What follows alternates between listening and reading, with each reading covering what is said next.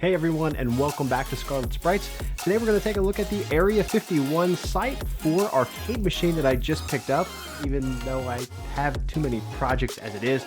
But this was a decent pickup, and I've said that before as well. There's a few reasons behind why I wanted to grab this, and we'll take a look at those next.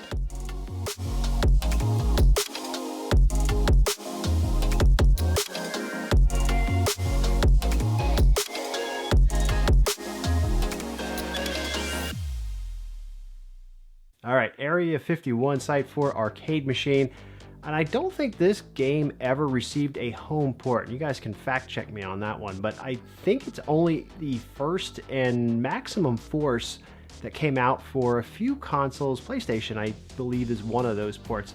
But anyways, that's one of the cool things about this, is that there's no home version, so this is the only way to play this game as of today.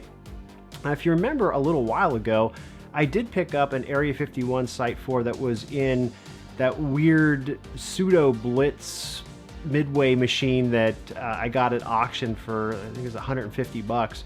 So it ended up being a pretty good deal. So I already have a working board, and I converted that over to an SSD, which works out pretty well. The original hard drive was still functioning, but this definitely kicks off a lot less heat.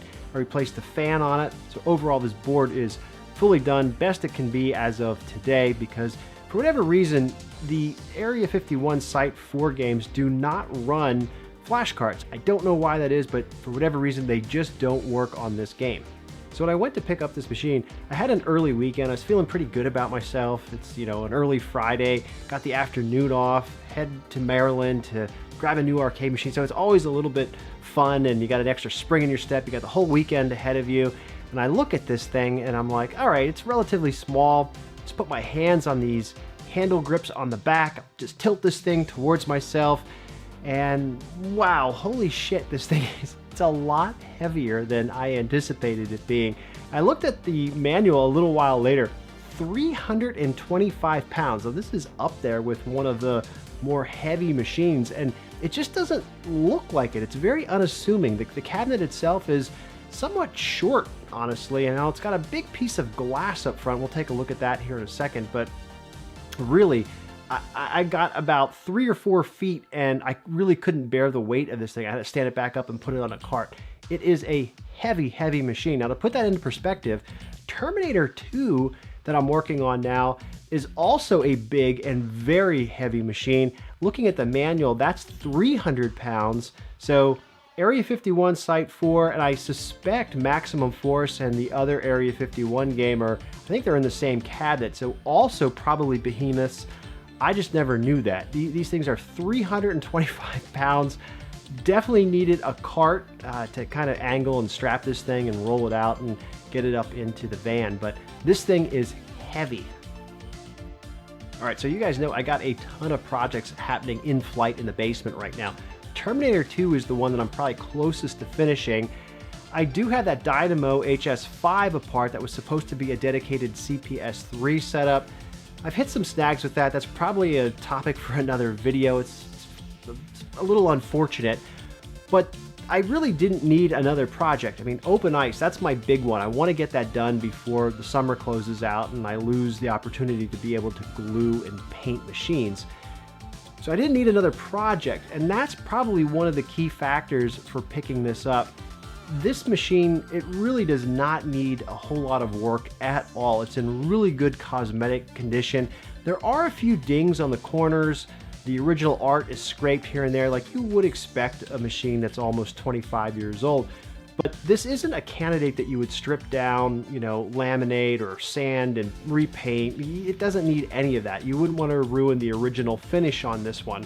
And I just love the purple and orange fire side art and front panel art on this. It just screams late 90s. I love that color combination. And I don't want to say that this cabinet is rare, because I don't think that it's extremely rare. Maximum Force definitely pops up pretty frequently. Area 51, again, another cabinet that you're going to see pretty often out there in the wild or for sale, and I do like that green alien that's on the side of the Area 51 cabinet. But Site 4, a dedicated Site 4 cabinet, it's just not as common as those other two. So it has that appeal to me as well, in that it's something a little bit more unique than Area 51 or Maximum Force. So I did say that this is not a project, so let's cross our fingers here. I'm gonna power it up for the very first time after getting it in the door into the basement here.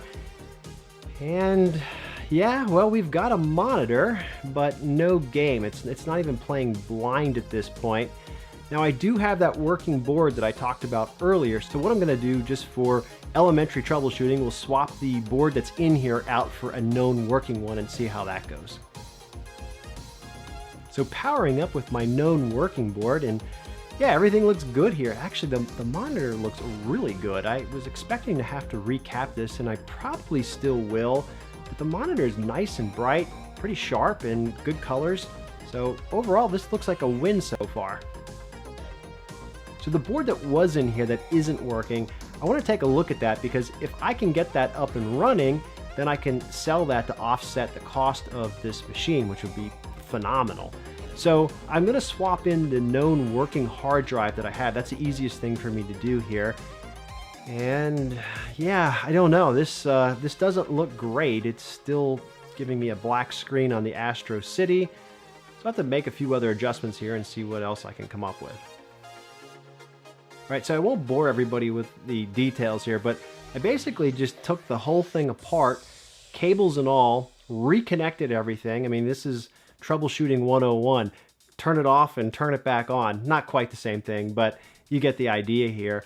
And yeah, so now it's back up and running. I did pull the battery out too and then reinsert the battery. So I don't know what actually did the trick, but the original board that was in this machine that didn't fire up the first time, that's now working. So what I'll probably end up doing here is I'm gonna get another SSD and convert this game over to use the SSD hard drive as opposed to this big platter drive. I just feel better about selling somebody something that I know is a little bit more solid, and you know, shipping these things and having them bounce around until they get to somebody's door. Unfortunately, a lot of people don't seem to know what they're doing when they get these things, and then, you know, if you sell this on eBay or whatever, people are filing claims, and it's just a whole mess. So I feel better if I can get this into a better state, that with something a little bit more reliable. Again, compact flash, for whatever reason, just doesn't work on these, so SSD is the way to go.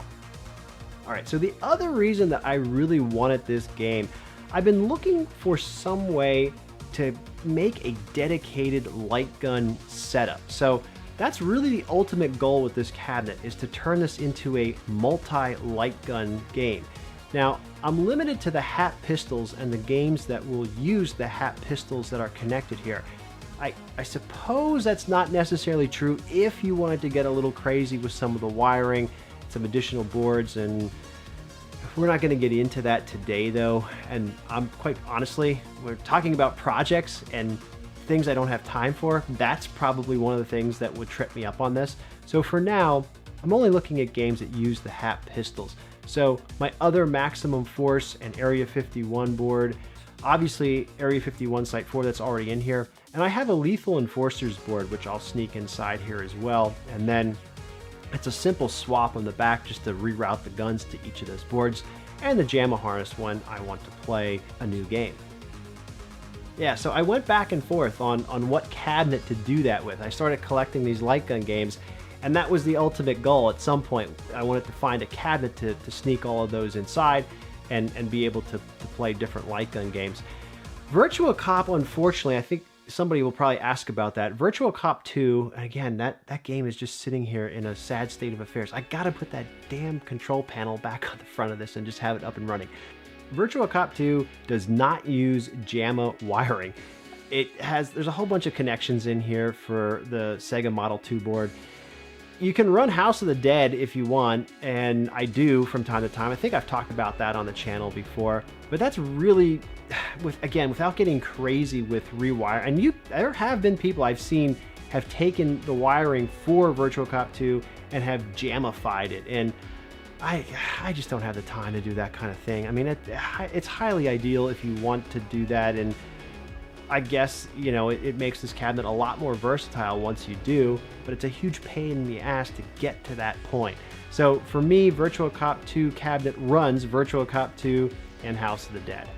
But there are some really great light gun games like Lethal Enforcers. Man, that was just such a great... I remember playing that so often in the arcade back in the day, and it was one of the first games I got for Sega CD. I couldn't wait to have a home version of Lethal Enforcers. But I have the real arcade board for this, and now I'll be able to have a dedicated setup that's easy for me to hook up and play. If you remember a little while back when I was showing those boards, I just kind of had them hooked up to the Astro City, and they were on the basement floor, and then the pistols and the wires and everything. It's not a great setup. You wouldn't want to give that to a kid or any of your drunk friends and trust them with a PCB just sitting on the floor and wires and hoses and everything going everywhere. So that's really the goal here. It was a cool cabinet. I liked the artwork. It was relatively cheap for being a rare game, and I wanted a cabinet that I could put these light gun games in and have an easy swap. So a dedicated light gun setup for those other non-Sega light gun games, if you will. So Lethal Enforcers, again, Maximum Force, Area 51. I wouldn't mind grabbing Carnival, and there's also another Midway game called Invasion, which I think uses the hat pistols as well. Haven't been able to find a board for that yet, but that's another candidate for going inside of this setup. So ultimately, I guess that's the real reason I picked up this machine, is because I've kind of had my eye out for a cabinet that I could use for a dedicated light gun setup. This is, the artwork on this, again, is just really awesome. It's also an Atari cabinet, so I don't have another Atari cabinet in the basement, so that was another plus. Again, the artwork is awesome. It's in good shape, doesn't need restored or anything like that. And at this point, it's really just getting the boards that I have screwed into the sides here and making room to make this the dedicated setup that I have in mind. And that's really it for today. If you guys have any questions about the Area 51 Site 4 cabinet, feel free to drop them in the comments down below. Thanks so much for watching. Don't forget to like, comment, subscribe, and join, and I will catch you all next time. Later, guys.